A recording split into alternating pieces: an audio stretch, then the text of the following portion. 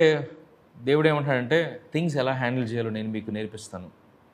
ఏ situation ఎలా ఎదుర్కోవాలో నేను మీకు నేర్పిస్తాను. జ్ఞానవంతులుగా ఎలా ఉండి మీ జీవితాన్ని మీరు కట్టుకోవాలో నేను మీకు నేర్పిస్తాను. అయితే దీనంతటికీ ఒక్క ఫార్ములా ఏంటంటే దైవ దృష్టికి మంచివానిగా మీరు ఉండాలి. మీరు ఆ ఎఫర్ట్స్ పెడుతున్నారా? నీ గర్ల్ ఫ్రెండ్ దృష్టికి మంచివానిగా ఎలా ఉండాలి నీకు తెలుసు. నీ బాయ్ ఫ్రెండ్ దృష్టికి మంచి వ్యక్తిగా ఎలా ఉండాలి నీకు తెలుసు. నీ పాస్టర్కి మంచి వ్యక్తిగా ఎలా కనపడాలి మీకు తెలుసు. తల్లిదండ్రులకి మంచి వ్యక్తిగా ఎలా ఉండాలి మీకు తెలుసు.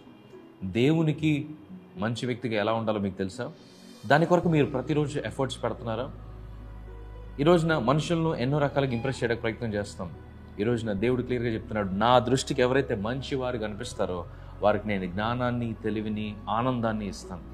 This also shows us a verse from Matthew, మత్తయి సువార్త 6:33 నా నీతిని, నా రాజ్యాన్ని మొదట వెతకండి, అప్పుడు అవన్నీ మీకు ఇవ్వబడతాయని దేవుడు చెప్తున్నాడు. మొదటగా ఆయన నీతిని, ఆయన రాజ్యాన్ని వెతికితే కనుక, ఆయన రాజ్య ప్రకారంగా మీరు జీవిస్తే కనుక, కింగ్డమ్ మైండ్ సెట్ని మీరు కలిగి ఉంటే కనుక ఈ లోకంలో ఉన్నవన్నీ కూడా నేను మీకు ఇస్తాను.